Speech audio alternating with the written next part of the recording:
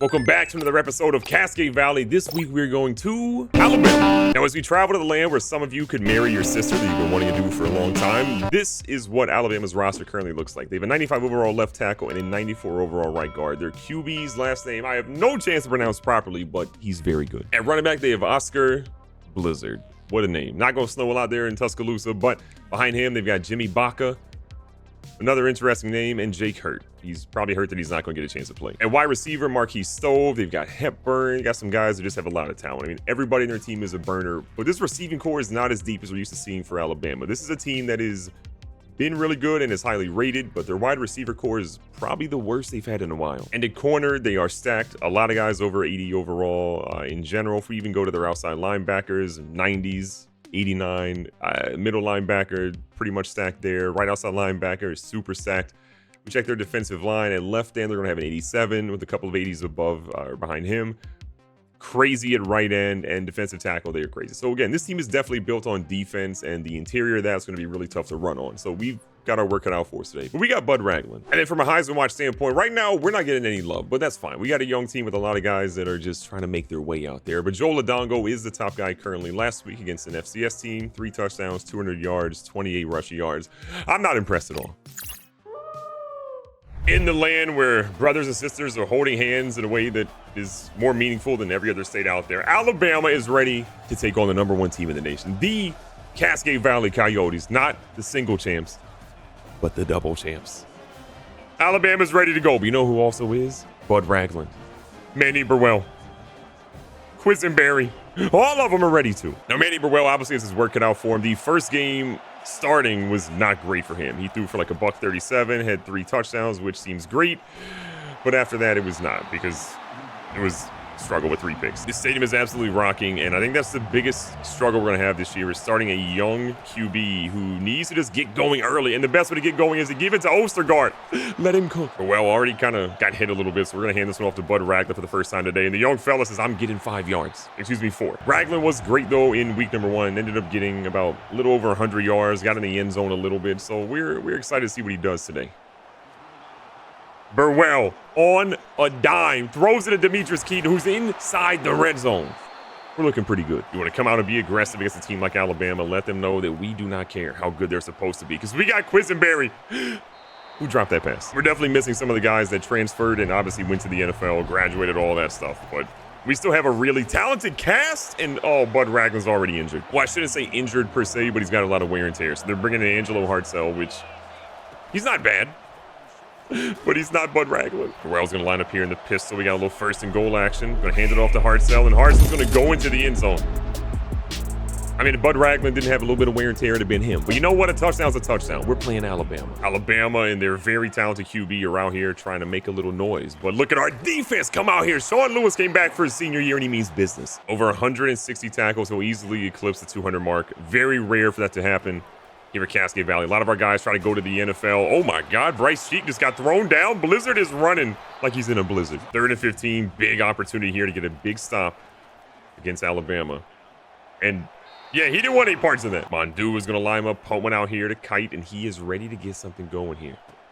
Trying to bounce out of the right-hand side, and they bring him down from behind. Hartzell back out here in the game again. No sign of Bud Ragland, but honestly, Hartzell's running like a changed man. Ragland's wear and tear took about half of his meter down. We haven't really seen any sign of him yet, and we better see some signs of our offensive line. Ragland back in the game. You can see he's got a rib injury that he's kind of dealing with. And we put him right in the game to get a halfback screen. YOLO. Great move by Bud. This is a power back with so much speed. What I'm most impressed with right now is how good Manny Burwell is at the moment. He is looking like a much better version of what he was last week. He's already got pretty much half of the yards that he had in the previous week, which is incredible because the first quarter is not even done. Little alignment check here. Burwell ready to go. Sees his guy, throws a dime, and Kite is going to get that one into the end zone. That was one of the most beautiful passes we've seen for Burwell in his young career. And that man says, I'm not scared anymore, coach. Here in Tuscaloosa, brothers and sisters are crying for a lot of different reasons. Some of them are crying because their wedding date got moved back a couple of weeks, and the rest of them are crying because we are absolutely torching their team. 2nd and inches, that's where Bud Ragland's out there absolutely torching that Tuscaloosa defense. No, Manny Burwell is fumbled. I repeat, Manny Burwell is fumbled. His scholarship is going to be fine. but he might have a concussion. Where's the belt from? All right, Alabama's heard the jokes. They're not happy. And oh my God, their quarterback threw a dot there across the middle. The ghost of Nick Saban is haunting us right now.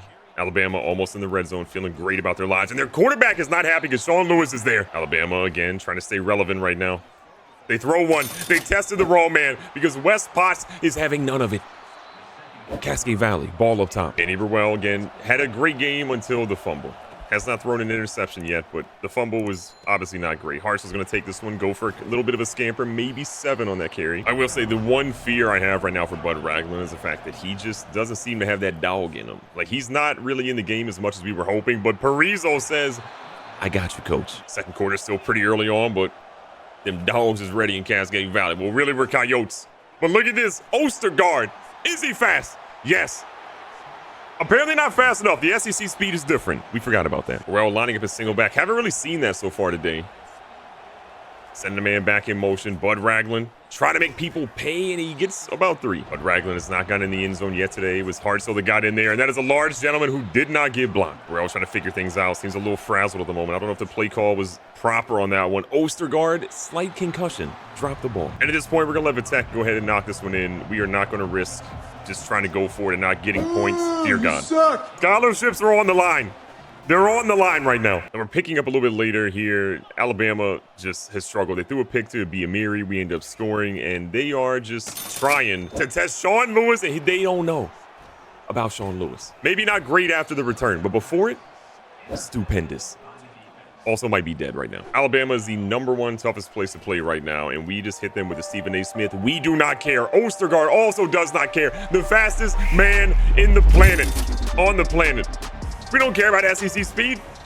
The Big Ten is here. We're picking up here in the second half. 2 minutes left in the third, and right now it's not a lot of roll ties being said. Burwell is not exactly on a cold streak anymore, which is fantastic. But he's had a really good game. He's thrown for a lot. He's obviously had the fumble, but he's been a lead outside of that. This team feels fully in charge of what is happening out there this afternoon, and we're just seeing dots and a whole lot of connections between this wide receiver and quarterback trio. Only Quisenberry's second grab today, but he's had some unbelievable blocks, mostly for Ostergaard in the open field, that have set him up for big stuff. Bud Ragland, though, is averaging 2.7 yards per carry, so we're kind of hoping that gets fixed before the end of the game, because this dude is struggling, and we need more runs like that one. CVU offense has been almost flawless today. Again, a couple of issues here and there. This offensive line has definitely struggled against their D-line, but outside of that, I'm liking what I'm seeing. Burwell just hit 310 yards against this Alabama team, which is, again, the top 10 unit, one of the best defenses in the country, and he has made them look silly, just like Bud Ragland.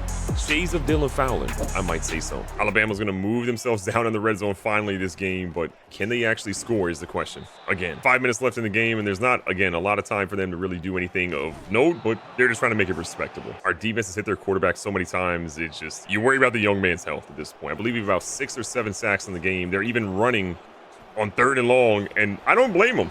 4th and 2 now. 4th and 2. What does their QB do here? He goes down. We have cooked them for 8 sacks. CVU's different. Cascade Valley walked into Tuscaloosa, broke up a whole lot of weddings, and then said, we're going to walk out here with a W. #1 beats #8, 38-7. We are who we thought we were. The back-to-back champions. And shout out to Manny Burwell. 310 yards, 2 touchdowns. Much better than last week. Recapping the stats again, Burwell, the best game he's had as a starter this season. Last year, he may have had a game that's a little bit better, albeit in garbage time. On the ground, Bud Ragland, not a special game, but definitely a good game. 108 on 20 carries for 2 rushing touchdowns. We also see Hartzell get in the end zone. Their ground game was great today overall. And then on the receiving side, Quisenberry 3 for 29, Kite 3 for 58, a touchdown as well. Ostergaard had 128 yards with 129 yards after the catch. Interesting. And then defensively, Sean Lewis is that guy, pal. 7 tackles, 2 for loss, 2 sacks, 1 interception. He's everything we've ever needed. From a sack perspective, LaMichael Watford got 2. We see 2 from Damian Butts and Sean Lewis as well, as we mentioned, and then 1 by Levi Bowe and 1 by Troy McKnight as well. After absolutely dismantling Alabama, we've got a really tough test here playing at Georgia. Now, Georgia might be 0-1 in the season, but they are probably more prepared than what Alabama would be. Now, Georgia's roster, again, they've got a really good offensive line, a left guard, left tackle, another left tackle that are all very, very good at this point, a great outside linebacker, a great corner, some great wide receivers. Let's look at the rest of their team. Jason Benshaw is an 89 overall guy that's been kind of there for a little bit, but not a ton of abilities on his side. Not very fast, seems pretty good. He's got really good arm strength at a 92, and a couple of guys below him are also kind of poised to maybe challenge him if he kind of slips up. At running back, they've got a lot of speed, but the experience is kind of lacking. Yes, there's a senior there, but this is a guy that didn't really start most of his career, and they've got 4 freshmen behind him. So next year, they're going to be really deadly, but just kind of a not so great running game right now. But at receiver, 2 guys above a 90 that are both absolute burners here. Then an 86, 83, 82, 81. And their 81's got 98 speed. So if he finds his way on the field, we've got to be careful because he is gold takeoff, which could mean that he torches our DBs. And then at corner, again, their starting 5 is going to be pretty much all above an 80 overall. 91 and Frank O'Toole kind of leading that squad. They've got Moses Lay behind him with Platinum House Skull. They've got Jerry Werner behind him with Gold House Skull and blanket coverage. This is a very experienced, very good team. Their top 3 guys are upperclassmen, 2 redshirt freshmen. This is going to be a tough unit. And one of the most chaotic things that's ever happened in Cascade Valley history, when we got Ed Harris in the transfer portal, only to find out he had a complete MCL tear that he still hasn't healed from. He comes back in 2 more weeks, so we still have not ever seen this guy in the field, but apparently he's coming back soon.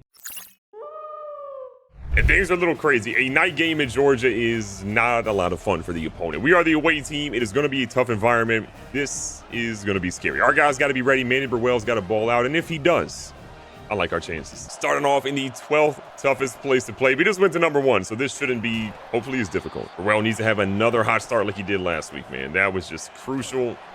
The right tackle standing there is not great, though. 3rd down, 8 yards to go. We already know our right tackle is going to be fighting for his life this afternoon. But look at Kite. Great reception for a big game. Ragland gets another carry here, an opportunity up the middle. He's going to pick up 5. Even though we didn't really need Bud Ragland for a lot of our previous game against Alabama, him getting that sort of wear and tear situation early in the game did not help at all. And personally, I want to see more of a balanced attack from us. Make sure we're mixing up the run and the pass and just making sure the team just can't key in on Bud Ragland and maybe hurt him like they have in previous games. But that dude is shedding blockers like crazy. Burwell sees his guy. Is going to find Keaton over the middle. Keaton is going to get a little bit of a run after the catch down to the 10. Under 5 minutes here in the first has been a really good drive for CVU. That ball's off the helmet of his own guy. Angelo Hart is going to come in here. More of a receiving back for us for sure. Try not to key that off here against Georgia. Hart is going to go down to the 1. You know what that means. 3rd and goal. We've got a heavy unit in here. Bud Ragland is short time to shine. Had 2 rushing touchdowns last game, and they stop him at the 2. Coach McMervin last game was seen on the phone screaming at his kicker and his family, saying, "Why'd you let this man come play? He should have never kicked up a football." And Bud Ragland gets stopped at the 2. Coach McMervin can't believe it. Oh no. 1st and 10 for Georgia at their own 2. And their running back's going to pick up a decent chunk. 2nd and 6, Georgia. Oh my God, what a little pitch here. That's actually going to be a shovel pass forward for a whole lot of yards. And there's a flag in the play. I'm hoping it's on them. Ladies and gentlemen, it is. Number 70, doing what he's supposed to do. Be a double agent. We're accepting the penalty, buddy. Georgia goes back to the run game here on 2nd and 9. They make it 3rd and 8 after a gain of 1. Setting a blitz here. Their running back tries to go somewhere. Sean Lewis isn't having it. And they save forward progress, 4th and 10. Back out here on offense, a really good spot for field position. And Bud Ragland, great run. 2nd and 3, Burwell trying to lock in here. He's scrambling, not a super fast guy, so he smartly gets rid of it. 3rd down, 3 yards to go. They send a blitz off the edge. We throw the ball right where they blitz from, and Keaton does get the first. 1st down, 10 yards to go. Burwell's going to lock in and throw one that had no business being thrown. That was one of the worst ones we've seen in a long time. And Georgia has the ball right back at the 3 where they punted from. So this feels oddly familiar. And Sean Lewis is a grown man. Build a statue for him right now. Now Georgia's going to line up here with a 4th and 6 opportunity, trying to kick a field goal to go up to take a 3-2 lead. It feels like a baseball game because it effectively has been so far. Burwell's going to sit here trying to get this team going. It's been a bit of a struggle right now, but we just got to lock in and do what we do best. Move the ball in short yardage situations and let Ostergaard go crazy. Donald Ostergaard. Call him an accountant, but you will put some respect on that man's name. Georgia back out here with the ball, trying to make something happen after Donald Ostergaard just shut down the entire university's football budget. The football program is being canceled next year for Georgia. Sean Lewis again just out here leading this defense. Bryce Cheek, though, trying to make a little bit of an impact himself. And they're going deep down the field, and oh my God, what a hit by Jeremy Emery. But what a catch. We've really tried to do our best of blitzing a little bit more this season than we kind of have in years past, but it just honestly hasn't mattered. But what a stop here by the defense again. Georgia's trying to lock in again. They pick up the blitz. They throw to the edge here, and Emery again, I feel like he's on every tackle right now. Makes his third in a row. Third down, Georgia goes back to the pass, and look, Silvestro is struggling. He's had 2 big passes thrown on him this down. This is the best Georgia's offense has looked, honestly, all game. Their QB is going to throw one as he's being drugged to the ground, and it goes out of bounds. Haven't really seen a run from Georgia in a minute. They hit us with a play action here. We fell for it. They throw a dot to the corner of the end zone. What a play, what a drive, and Georgia's about to take the lead right now. I talked about it before this game, but this is why this game is a little bit more difficult. Georgia is much more well-equipped to be a nuisance, and they're showing it. Better coach team, just kind of a more veteran team overall. They've got guys in all the right places, and it shows. And right now, Hartzell, great run after the catch, a little bit of wiggle there, and a great play to get him to the 45. First half winding down. We would love to end it with a nice little play or 2 or 7. And Burwell's going to smartly get rid of it. The important thing for Burwell is just to make sure we don't really have any crazy situations like we were having earlier. And look at Devin Kite. Go get it, young fella, and show the speed into the red zone. Burwell is a little banged up, so we're trying to give him kind of a breather or 2. And Bud Ragland, go ahead and get you some yards. Ragland closing in on 50 yards so far in this first half. It's been a solid one for him. Only 8 carries. Again, we're trying to make sure that we don't use him too much and save him for the second half, because I know we're going to need him. We're also finding ourselves in a situation where we're probably going to have to go for 2, assuming we score a touchdown on this drive. Ragland runs through a man, and he gets to the 3. He's done a really good job of just controlling the football, controlling the tempo. But we got to control the line of scrimmage. And Bud Ragland, great little vision there to cut back in, but it's just going to be a penalty on James Thrasher, one of our best offensive linemen, probably our top-rated player overall, but it happens. Or Kona Thrasher, excuse me. So that play again brings us under the 2-minute warning. We're going to get Hartzell back involved, which where he's the best is kind of in this little underneath pass game. Now things get a little dicey here. 3rd and goal. Georgia again doing their best. Oh, we got Bud Ragland, and they say he's in. Don't challenge that, because I don't know if he was in, but we'll take it. We talked about it a few plays ago, but we want to go for 2 here. Make it a 7-point game again. Ragland. Tough, man. He's had a really tough time so far in the red zone, especially inside the 5. Georgia finds himself here on a crucial 3rd and 5.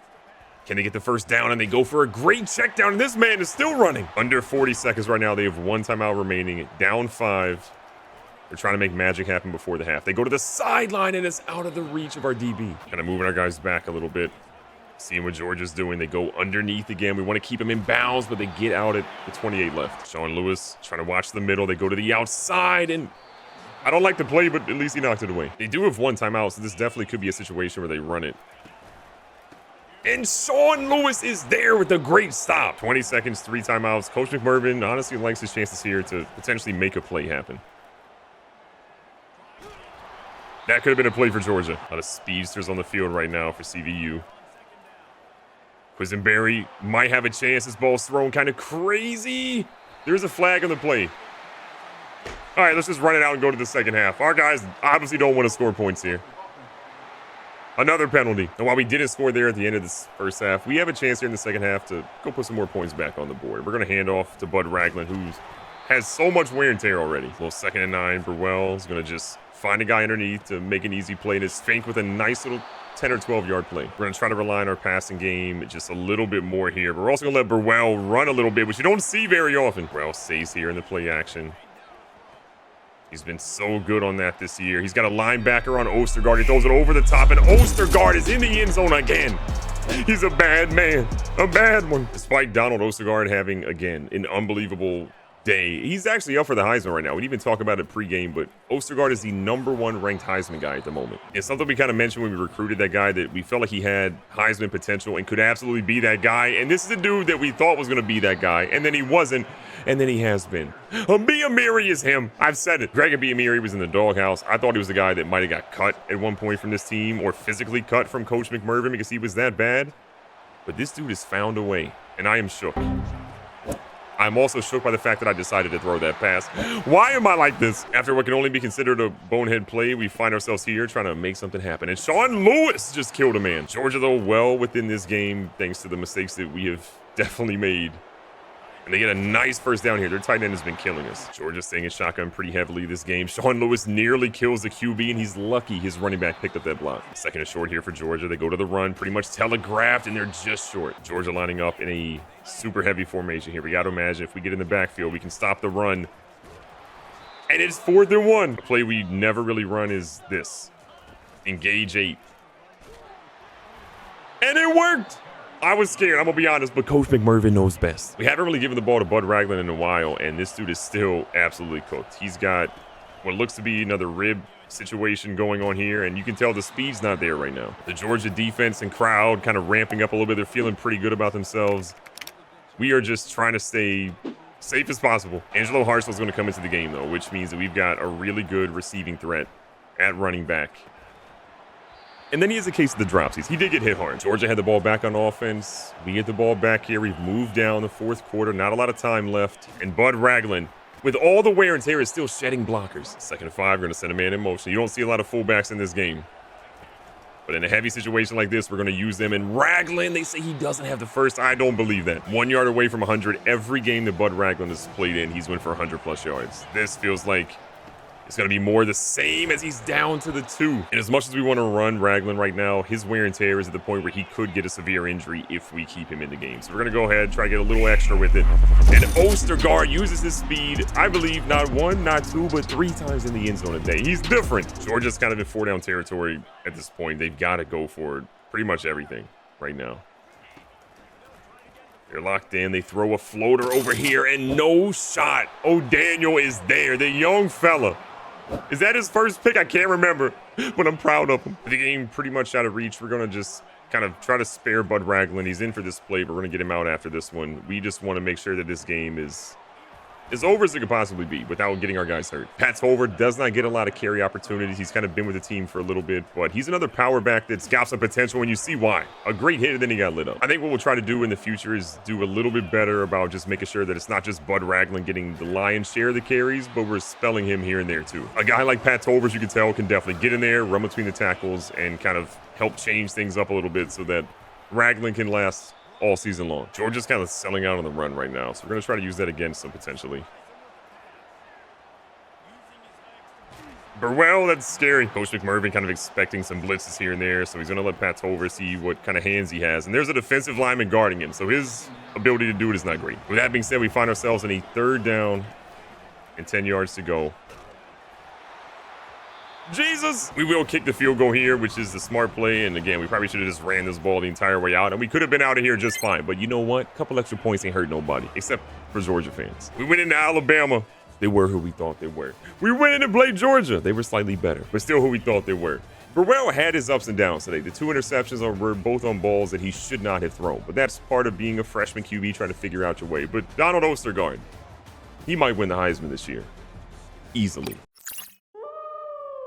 Burwell again throws for 276, 4 touchdowns and 2 interceptions. From a freshman QB perspective, I'll take that. On the ground, Ragland continues having over 100 yards in every single game that he started. Big fan of that. But not a rushing touchdown a day. This is kind of weird for us. In the air, though, Ostergaard, you saw the stat line, kind of insane. Hartzell got involved in the passing game. We had to spread the ball around here and there, but we've got to do a better job of getting our big-time top-end receivers involved because Quisenberry, not pictured at all. And then from a tackle perspective, Biamiri leads us today, tied with Sean Lewis. Lewis did have 3 sacks or 3 tackles for a loss. From a sack perspective, we only had 1 today, and it was from Bryce Cheek. And then interceptions, Cam O'Daniel and Greg Biamiri getting picks today.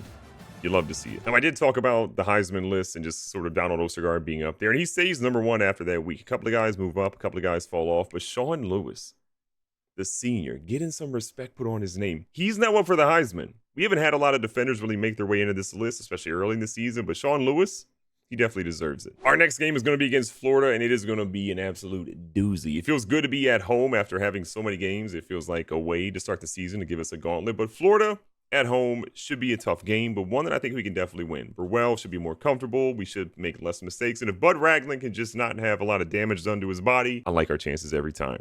Be safe, be smart, tell somebody you love them. Catch you guys on the next one.